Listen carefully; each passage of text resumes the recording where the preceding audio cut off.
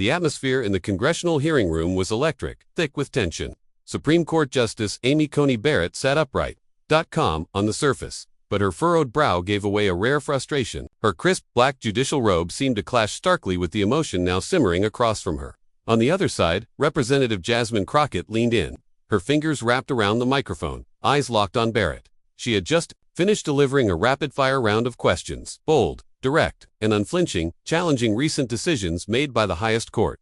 Then it happened. Justice Barrett broke her silence. Her tone, unusually sharp, cut through the room. "Congresswoman Crockett," she said coldly, "perhaps you should go back to your hood, where that kind of performance might actually impress someone. This is Congress, not a circus." A stunned silence swept across the chamber. A gasp, cameras flashed. Democrats sat frozen. Republicans shifted, visibly uneasy. No one in modern memory had heard a sitting Supreme Court justice speak like that to a member of Congress. And then Jasmine stood, but not with fury, not with chaos. What followed in the next 30 seconds wasn't just a response. It was a reckoning. What she said would not only shift the tone of the hearing, it would become a historic viral moment, now seen by over 50 million viewers worldwide. But before we show you Jasmine's legendary reply, do us a favor. Like this video and subscribe for more moments that expose the true face of American leadership. To truly grasp the weight of this clash, you must understand who these two women are and how they arrived at this explosive crossroads. Justice Amy Coney Barrett is no stranger to power. At just 51, she had climbed through the most elite legal ranks at record speed. A star of the conservative legal world, Barrett was a graduate of Rhodes College and Notre Dame Law, where she finished first in her class. She clerked for the iconic Justice Antonin Scalia and went on to become a prominent law professor at Notre Dame. Her writings on originalism and textualism earned her major respect in conservative circles. Appointed to the 7th Circuit Court of Appeals in 2017, and then to the Supreme Court in 2020, she became the youngest justice on the bench and the only one raising school-aged children. Her strong Catholic faith, along with her large family, she and her husband Jesse have 7 children. 2 adopted from Haiti, made her a cultural symbol for traditional American values. Her mind is razor-sharp, her legal reasoning, famously methodical, but what happened in that hearing was anything but typical. Barrett had authored several landmark opinions since her appointment to the Supreme Court. Meanwhile, Representative Jasmine Crockett embodied a different American success story. At 42, she was in her second term representing Texas's 30th Congressional District. Before joining Congress, Crockett built a name as a civil rights attorney in Dallas, known for challenging police brutality and defending voting rights. Like Barrett, Crockett had attended Rhodes College for her undergraduate studies, striking coincidence before earning her law degree from the University of Houston Law Center. The daughter of a military family, she grew up moving frequently, financing her education through work and determination. As a Texas state representative prior to Congress, Crockett had gained national visibility for her fiery defense of voting rights during divisive legislative debates. Once in Congress, she quickly became a bold voice within the Progressive Caucus, especially on racial justice and constitutional equity. The ideological clash between Barrett and Crockett had been escalating. For months, the Supreme Court had recently issued several 6-3 rulings, split along conservative and liberal lines, including a contentious decision that weakened Section 2 of the Voting Rights Act. Crockett, a vocal member of the House Judiciary Committee, publicly condemned these decisions. She raised concerns that the court's conservative bloc was ignoring the tangible effects of its rulings on minority populations.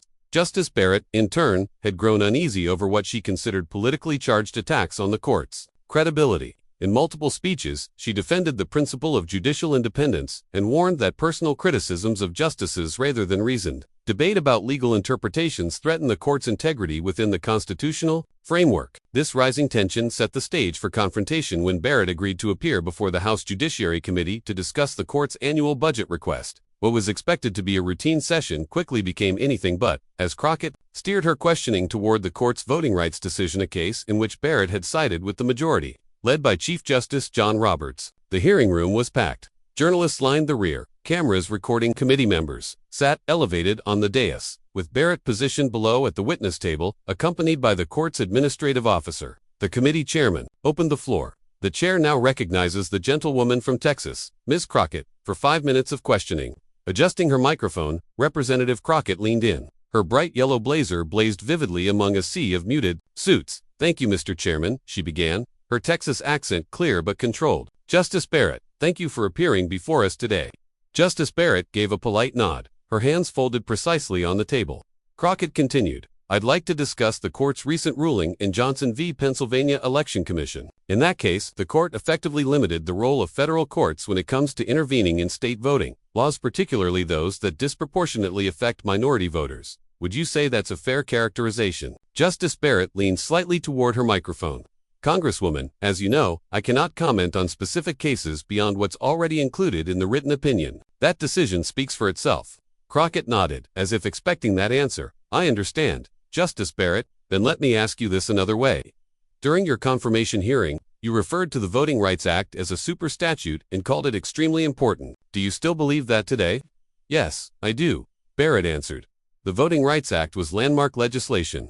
But, Crockett pressed, in Johnson, you joined an opinion that significantly narrowed how the VRA can be applied. The majority opinion stated that disparate impact alone is no longer enough to prove discrimination. How do you reconcile that with the original purpose of the VRA to protect minority voters from being disenfranchised? Justice Barrett's expression remained composed, though her posture tightened just slightly. The opinion thoroughly examined Section 2 of the Act and the relevant precedents. She replied, our role is to interpret the law as written, to deliver particular policy outcomes. Crockett glanced down at her notes, then looked up. Justice Barrett, are you aware that since your decision, in just 6 months, 7 states have passed new voting laws? And these laws have already been shown to reduce access to the ballot in predominantly Black and Hispanic communities. Barrett responded evenly. Congresswoman, I don't track the legislative aftermath of our decisions at that level of detail. Policy consequences are for Congress to address. The court's role is to determine what the law requires. Crockett leaned in slightly, her voice firmer now. With respect, Justice Barrett, do you think it's important for justices to understand the real-world impact of their decisions on American citizens? These aren't abstract legal theories. These are people's fundamental rights. We're talking about. The room grew noticeably tense as Barrett answered. The court cannot decide cases based on desired outcomes, she said carefully. To do so would compromise the rule of law. We must apply the Constitution and federal statutes as they are written, even if the results do not align with what some believe to be the ideal policy.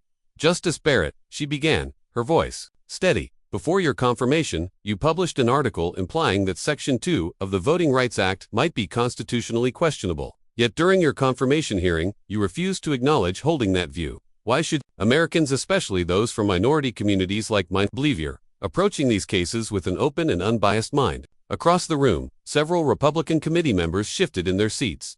The chairman glanced discreetly at his watch. Barrett's voice remained controlled, but there was a noticeable drop in warmth. Congresswoman, I believe you've mischaracterized my academic writing. I have never questioned the constitutionality of the Voting Rights Act. As a legal scholar, I examined different interpretations of its provisions. That is standard academic practice. Crockett didn't flinch. Justice Barrett, in the Johnson decision, you joined an opinion that contradicted sworn testimony from civil rights leaders, people who marched in Selma, who stood beside Dr. King, who fought to get those 1982 amendments into law. Did the court consider their understanding of what the law was meant to protect? Barrett replied, her tone even but firm. The court considers the text of the statute and relevant precedents. While historical context can inform interpretation, it cannot override the language Congress enacted. Crockett gestured to a staffer, who rolled out a massive chart behind her. On it were dozens of red dots. Justice Barrett, she said, turning back to the bench, these red dots represent polling places closed in majority-minority districts. After your ruling, the blue dots, those are polling places opened in majority-white districts. This is happening in multiple states. Does this impact not concern you at all? Barrett inhaled deeply. Congresswoman, I cannot comment on matters that might come before the court. If those policies are challenged in court, they may eventually reach us. So, Crockett pressed, you're unwilling to acknowledge the real-world consequences of your decision. I am adhering to long-established judicial norms, Barrett replied, her voice tighter now. Justices do not comment on potential, future cases. But Crockett wasn't finished. Justice Barrett, you have 7 children, including 2 Black children adopted from Haiti. How do you explain to them that you've participated in decisions that make it harder for people who look like them to vote? A murmur rippled across the chamber. Several Republican members immediately objected. Mr. Chairman, this line of questioning is deeply inappropriate and personal, said the ranking member. The chairman hesitated, then said cautiously, the gentlewoman should be mindful of the line between professional and personal matters. And that was the moment Barrett's composed facade finally cracked. Her cheeks flushed. She leaned forward closer to the mic than ever before. Congresswoman Crockett, she said, her voice unusually sharp, cutting through the noise, like a blade. Perhaps you should return to your hood, where these performative tactics might still impress someone. A hush swept through the chamber, a collective gasp. Cameras clicked like thunder, lightning flashes, illuminating stunned faces. Democratic committee members sat frozen. Several Republicans shifted, uncomfortable in their polished seats. Even those who had opposed Crockett's questions moments. I go, bang bang. The chairman's gavel slammed the desk. Order, order in the committee. Silence fell, heavy and absolute. Then Crockett rose, not with fury, not with fire, but still, composed, resolute. And then she spoke. Justice Barrett, Crockett began, her voice clear, unwavering, and calm. I was raised in a military family. My father wore the uniform of the United States Army. 30 years in defense of the Constitution you were sworn to uphold. My mother, she taught in public schools across this country. My hood, as you so call it, was on military bases, where families of all backgrounds lived and served. Together, she paused, letting the weight of her words anchor in the room. After that, my hood was the classrooms of Rhodes College, the very institution you yourself once walked. Then, it was the halls of Houston Law Center. And later, the courtrooms of Texas where I stood for citizens whose constitutional rights were trampled. With deliberate grace, Crockett lifted a worn copy of the Constitution from her desk. Now, my hood is here, this chamber, where I swore the same oath you did, to defend this document against all enemies, foreign and domestic. She looked up, her gaze piercing. I didn't come here to impress anyone. I came here to demand answers for the American people, whose rights are vanishing decision by decision. Stillness, tension. Every eye locked on her. Then she stepped down, left her place behind the dais, walked the floor, straight toward Barrett's table, still holding the Constitution. I'm not offended, she said, by your suggestion that I return to my hood. But I am concerned. Concerned that a justice of the Supreme Court would use that kind of language while defending rulings that directly wound the voting rights of Americans living in those very communities. She raised the Constitution high. This document, it does not see who, it begins with we the people. All of us. It does not divide us by street, or accent, or skin, and neither should those who are sworn to interpret its meaning. A few committee members began to clap, but she lifted her hand.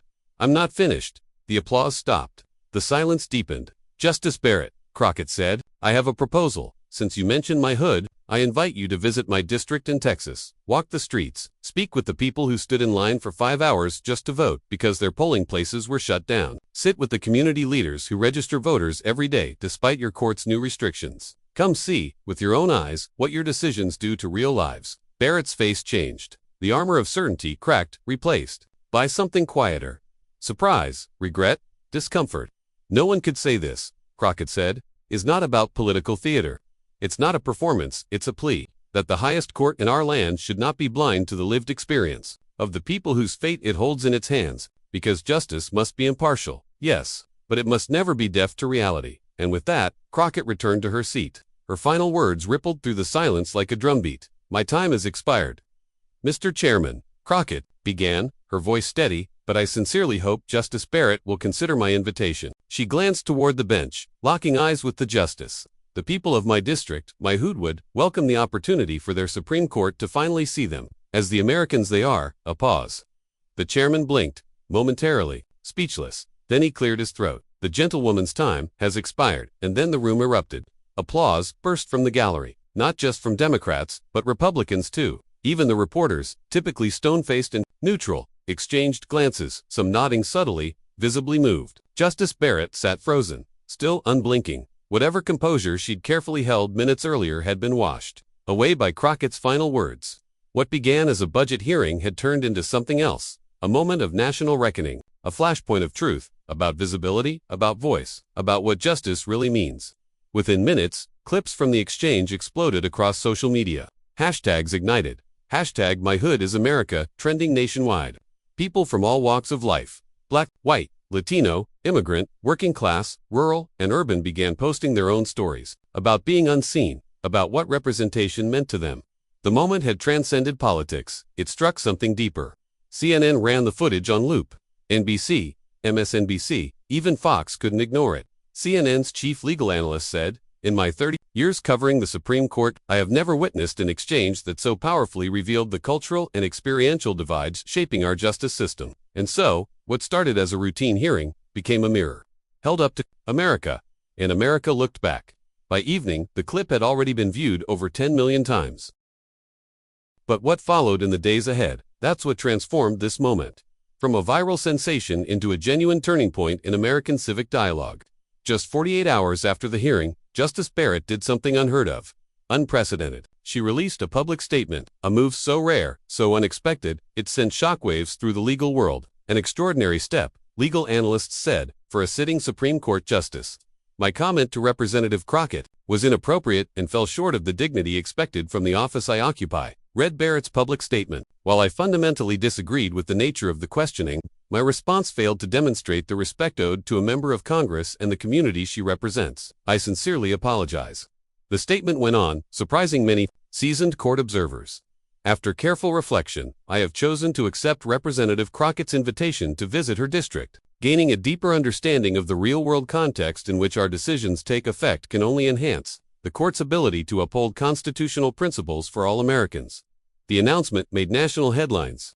Legal scholars quickly began debating whether Barrett's planned visit signaled a meaningful step toward bridging the gap between the judiciary and the public, or whether it marked a troubling erosion of the separation of powers. Former Supreme Court Justice Stephen Breyer weighed in, stating, "Throughout history, the court has evolved in how it interprets constitutional principles in light of shifting societal realities.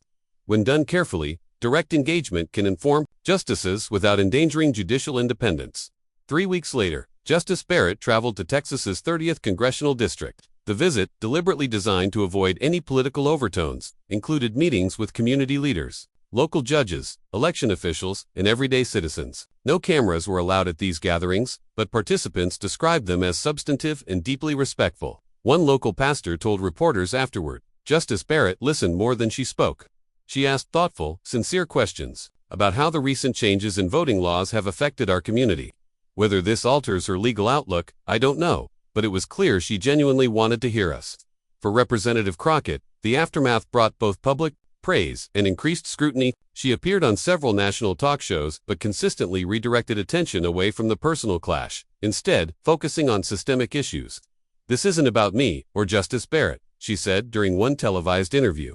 "It's about making sure democracy works for all of us. The Constitution starts with we the people, and that includes every community, from the highest chambers of power to the streets where real Americans live." Perhaps most notably, the exchange ignited a broader national conversation about the connection between abstract constitutional law and the lived experiences of American citizens. Law schools reported record-high applications from a more diverse pool of students.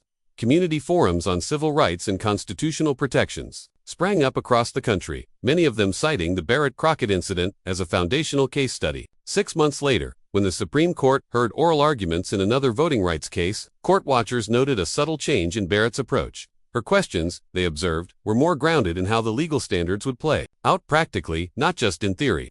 Though her eventual vote remained uncertain, the tone of her participation had undeniably shifted. A year after the original confrontation, Harvard Law School hosted a remarkable public dialogue between Justice Barrett and Representative Crockett, centered on constitutional theory and everyday realities.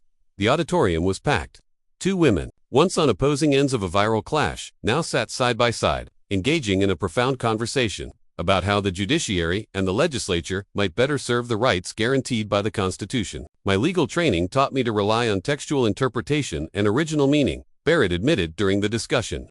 "Those tools remain crucial, but I now understand more deeply that constitutional principles must also work in the real world to fulfill their intended purpose." Crockett replied, "And I have gained a deeper respect for the court's institutional responsibilities and the importance of principled legal reasoning. The Constitution requires both faithful interpretation and meaningful real-world application." What began with a dismissive remark, "Go back to your hood," evolved into something few had foreseen.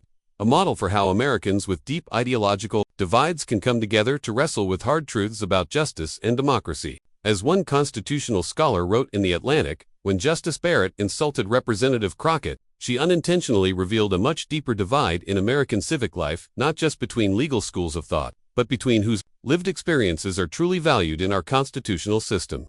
When Representative Crockett chose to answer with grace and an open invitation instead of anger, she opened the door to something rare in today's divided climate: an honest exchange across opposing views. What began as a flashpoint between Justice Barrett and Crockett soon evolved into more than a trending controversy. It became a powerful lesson in how tension, when met with maturity and mutual respect, can open pathways to deeper understanding. Their encounter served as a reminder to the nation that democracy doesn't survive on institutions alone, it thrives on empathy. dialogue, and shared humanity. Constitutional values must not only be strictly interpreted but also lived in ways that resonate with everyday Americans. If this deep dive into a pivotal constitutional moment offered insight, consider liking this video and subscribing to our channel. Tap the notification bell so you don't miss our latest explorations into the turning points shaping the future of American democracy.